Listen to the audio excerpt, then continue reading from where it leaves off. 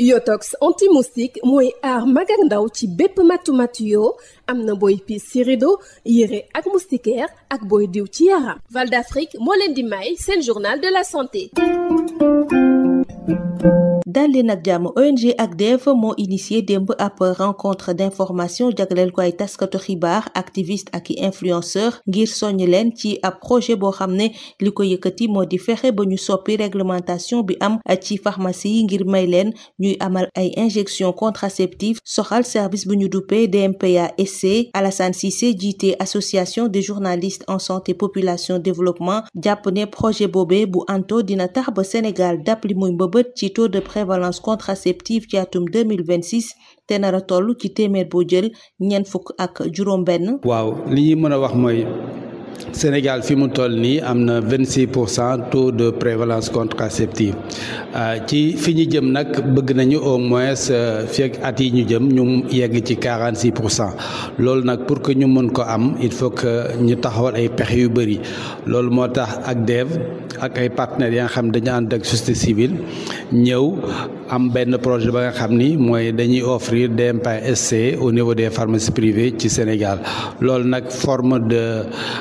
contraception la espacement des naissances la ba nga xam ne fi mu toll nii ci pharmacie ñoom jaay rek lañ ci mën waaye mënuñu ko defal client yi wala jigéen yi nga xam dañ koy soxla loolu nag moo tax ñoom ñu xalaat ni buñ ci lëkkaloog société civile ak association des pharmaciens du Sénégal ak syndicat des pharmaciens du Sénégal mais également ay association comme association journalistes yi war nañu mën a changer mbir yi ba nga xam ne loolu dañ ko mën a offrir au niveau des pharmacies. xam nañ nag dina am ay jafe-jafe ndax dafa am ay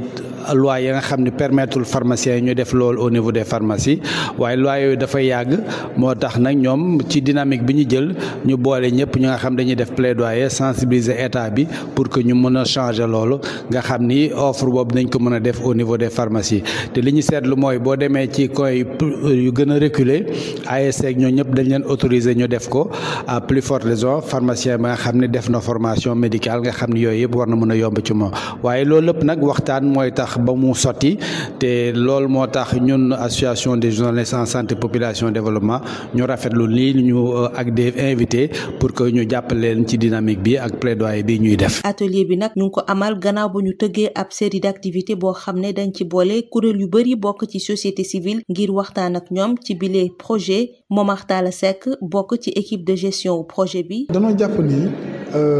baax na trop vraiment xel bu rafet la liggéey ci wàll wi ci objectif bi ak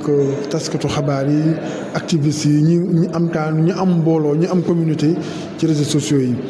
ndax dañoo jàpp ni ñoom mën nañ nekk relais mën na nekk vraiment eggal sunu kàddu fu ñun sunu kàddu mënu woon àgg bu doon ñun kese la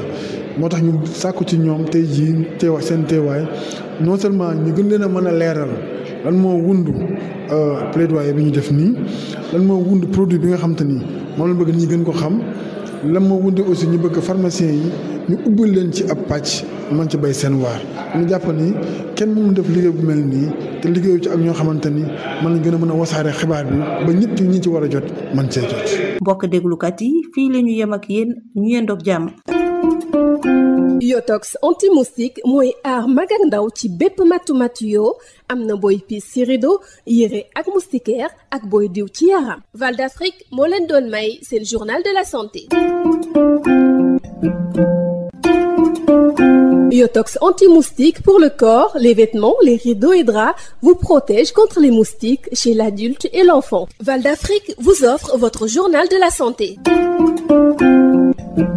Bonjour chers auditeurs, l'ONG ACDEV a initié hier une rencontre d'information à l'attention des journalistes, activistes et influenceurs en vue de leur adhésion aux objectifs du projet de plaidoyer réglementaire pour l'extension de l'offre de services du DMPA-SC, une injection contraceptive dans les pharmacies privées du Sénégal. Alassane Cissé, le président de l'association des journalistes en santé population développement, estime que ce projet pourrait bien permettre au Sénégal d'atteindre l'objectif visé de 46% % de taux de prévalence contraceptive en 2026. Il faut d'abord dire que le Sénégal a un taux de prévalence contraceptive de 26%. Et donc par rapport aux engagements de l'État, on voudrait aller au-delà de cela, avoir au moins 46% de taux de prévalence contraceptive. Et donc il faut, dans cette dynamique, mettre en œuvre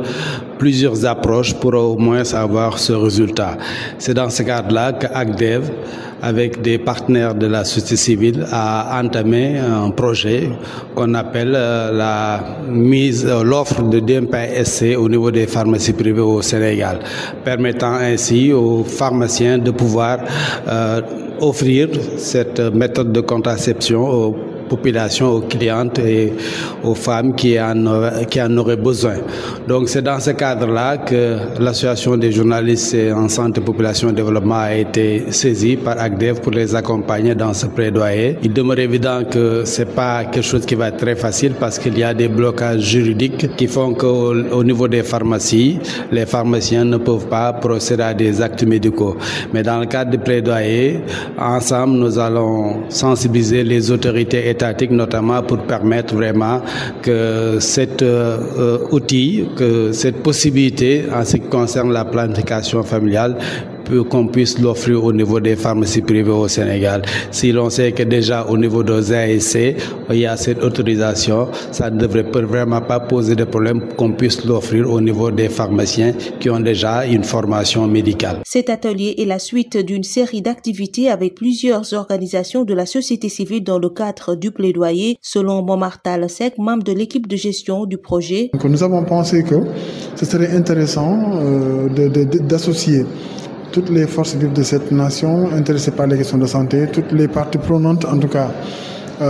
qui s'activent sur les questions de santé, de promotion de la santé de la population, et au premier chef les journalistes, influenceurs, activistes qui pourraient quand même nous accompagner dans le relais de l'information. Solliciter aussi leur engagement à accompagner le programme national de planification familiale pour davantage faire connaître ce dispositif contraceptif injectable qu'on appelle le DMPASC. Nous pensons que vraiment frappons à la bonne porte. C'est tout pour aujourd'hui. Merci de nous avoir suivis. Biotox anti-moustique pour le corps, les vêtements, les rideaux et draps vous protège contre les moustiques chez l'adulte et l'enfant. Val d'Afrique vous a offert votre journal de la santé.